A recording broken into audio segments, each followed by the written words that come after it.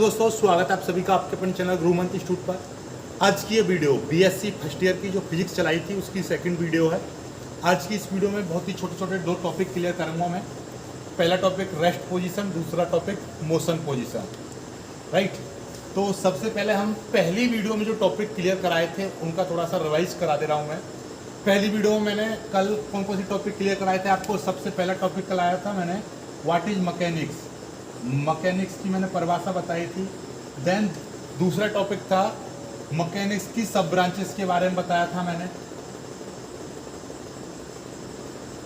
Mechanics की सब branches के बारे में बताया था, जिसमें कि आपका मैकेनिक्स की सब ब्रांचेस कितनी थी, 3 सब ब्रांचेस बताई थी। पहला क्या था आपका स्टैटिक्स, दूसरा था आपका काइनेमेटिक्स और तीसरा था आपका डायनामिक्स।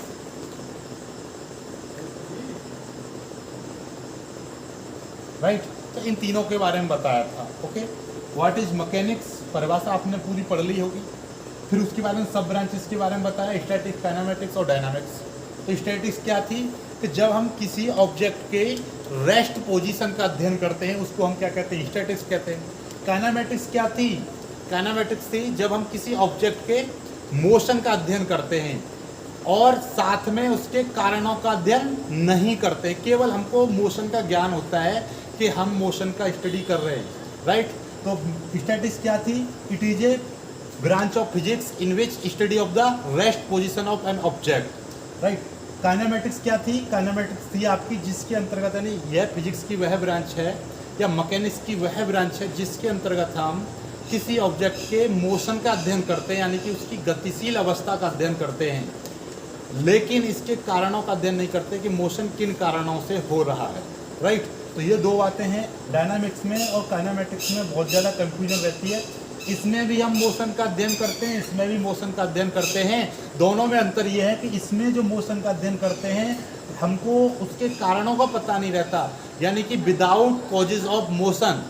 इसमें with the causes of the motion, यानी कि it is a branch of physics या it is a branch of mechanics in which study of a object of motion with the causes of motion, यानी कि यह mechanics की वह branch है जिसके अंतर्गत हम किसी ऑब्जेक्ट के मोशन का अध्ययन करते हैं, साथ में उसके कारणों का भी अध्ययन करते हैं, अर्थात कारणों सहित मोशन का अध्ययन करते हैं, कारणों सहित उसकी गति का अध्ययन करते हैं, राइट। तो ये हो गया आपका डायनामिक्स। आपका ये जो kinematics, it is a branch of mechanics in which study of motion without causes of the motion, यानी कि हम मोशन का अध्ययन करेंगे लेकिन कारणों के बिना, राइट। चलिएगा, तो अब आगे बढ़ते हैं, अपने सीधे सीधे टॉपिक पर आते हैं। आज का टॉपिक क्या है, आज का टॉपिक है रेस्ट और मोशन पोजीशन। आपसे कोई पूछ लेता है कि भाई रेस्ट पोजीशन क्या है, what is the rest, what is the rest position of object, और आपसे पूछ ले what is the motion, what is the motion position of an object. इनका आपको बहुत छोटे छोटे उत्तर होते हैं और बाकी एक एक टॉपिक को हम क्लियर करते चलेंगे। इसका स्क्रीनशॉट ले लीजिएगा, इसको यानी कि स्क्रीनशॉट ले लीजिए। परिभाषा हमने कल करा दी थी, डिस्क्राइब में आपको पूरा डिस्क्रिप्शन में बताया था, पूरा अच्छे तरह से डिस्क्राइब किया था। आज हम थोड़ा थोड़ा इसका ये हो गया पूरा। नोट्स आपको हिंदी और इंग्लिश दोनों में दूंगा मैं, तो कंफ्यूजन कोई रहेगी नहीं आपकी, राइट। स्क्रीनशॉट ले लीजिएगा इसका।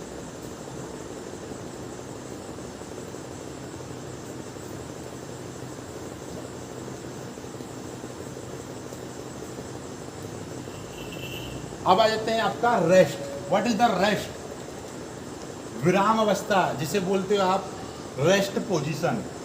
तो आज का जो टॉपिक है रेस्ट, या आपका लिख रहा होगा रेस्ट पोजीशन, जिसको आप बोलोगे विराम अवस्था, ठीक है। विराम अवस्था या स्थिर अवस्था। व्हाट इज द विराम अवस्था, विराम क्या होता है, यानी कि रेस्ट क्या होता है।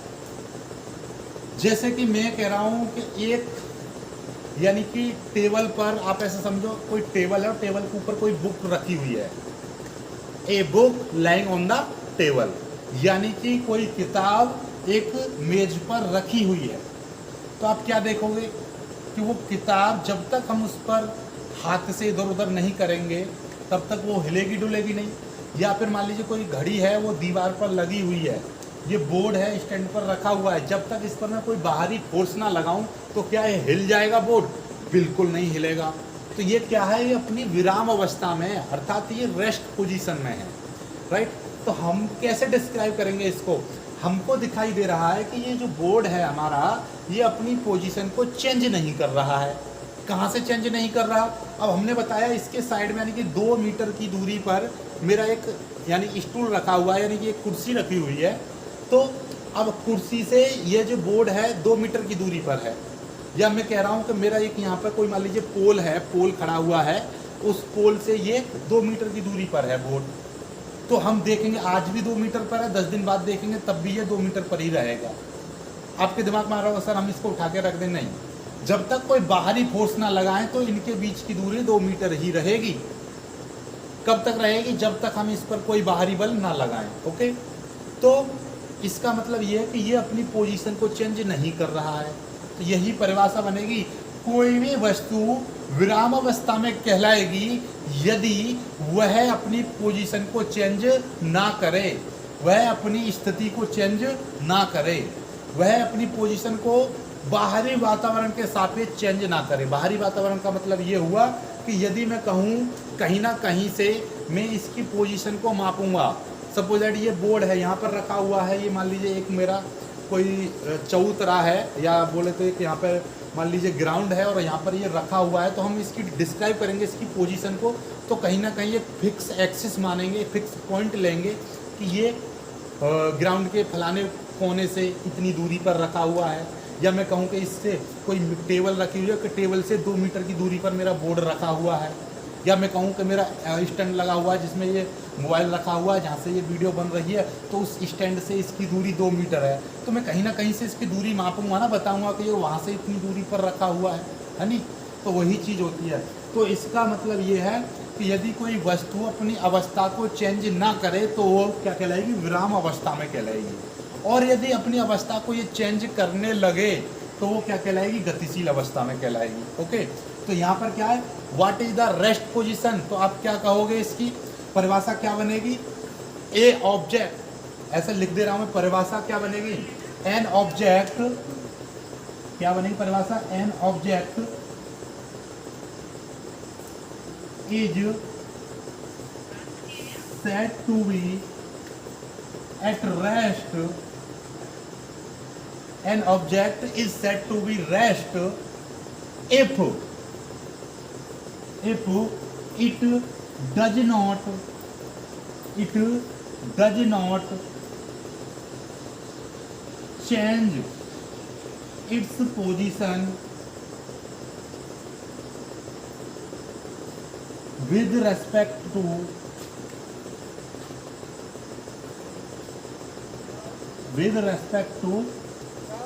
its surrounding।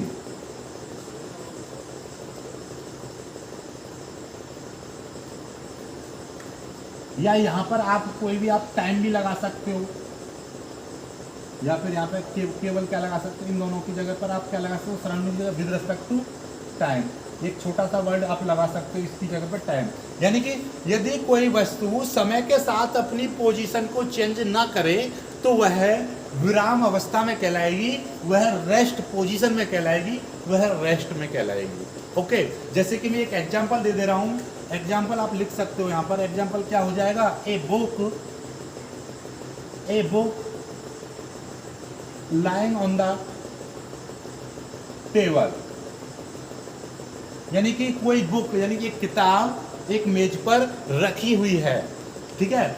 एक इसकी हिंदी में परिभाषा मैं बता दे रहा हूँ, हिंदी में क्या परिभाषा बनेगी? ए ऑब्जेक्ट, यानी कि कोई वस्तु या एक वस्तु is said to be at rest, एक वस्तु विराम अवस्था में कहलाएगी या एक विराम अवस्था में कही जाती है इफ मिस यदि it does not change its position, यदि वह अपनी अवस्था को परिवर्तित ना करे विद रेस्पेक्ट टू टाइम, समय के सापेक्ष।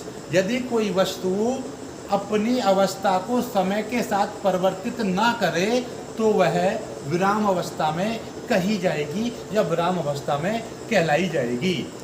Right. An object is said to be in rest या is said to be at rest if it does not change its position with respect to time, is known as rest position, right. ये हो गया काम खत्म। तो इतना ही है। एक एग्जाम्पल लिख देंगे कि टेबल पर रखी हुई किताब, टेबल पर रखा हुआ पेन, दीवार पर लगी हुई घड़ी, राइट। तो ये बहुत सारे एग्जाम्पल है, कुछ भी लिख दीजिए आप जहाँ पे भी आपका मन करे, जहाँ पर स्थिर अवस्था है, कोई गाड़ी खड़ी हुई इस तरीके से, राइट। तो ये आप जल्दी से स्क्रीनशॉट ले लीजिएगा। देन इसके बाद में हम सीधे सीधे आते हैं मोशन पोजीशन पर। इसका स्क्रीनशॉट ले लीजिएगा। हिंदी में परिभाषा बहुत इजी है। यदि कोई वस्तु अपनी पोजीशन यानी कि अपनी अवस्था को समय के साथ परिवर्तित ना करे तो वह विराम अवस्था में कही जाती है या कहलाई जाती है या कहती है उसे, राइट। चलिएगा, इसको स्क्रीनशॉट ले लीजिए, आगे बढ़ेंगे।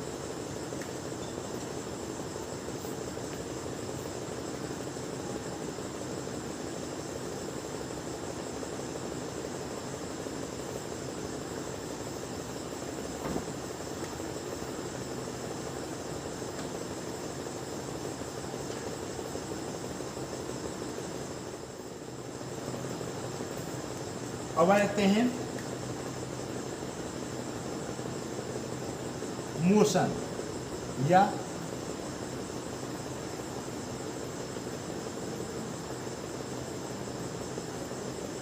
Motion position. What is the motion या what is the motion position, ठीक है।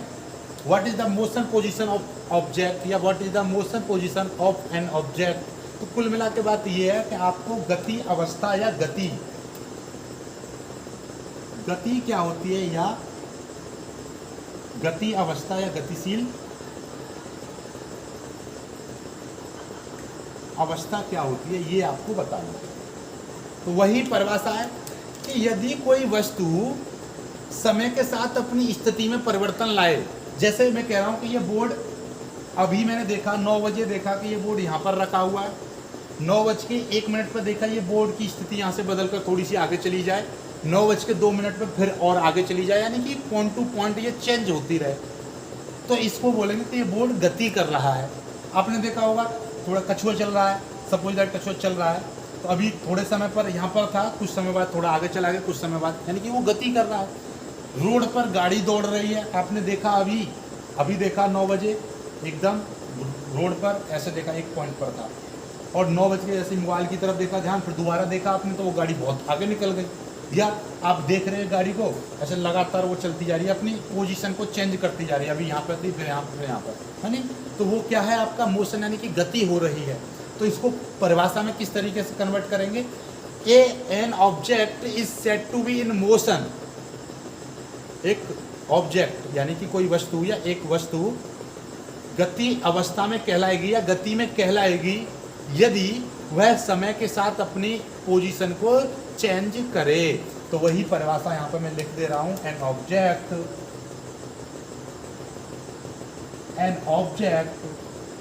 Is said to be in motion if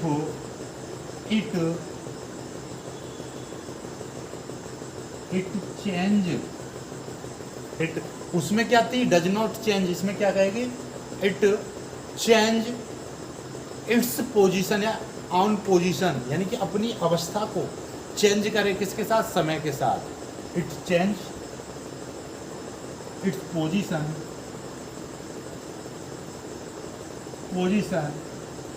with respect to time,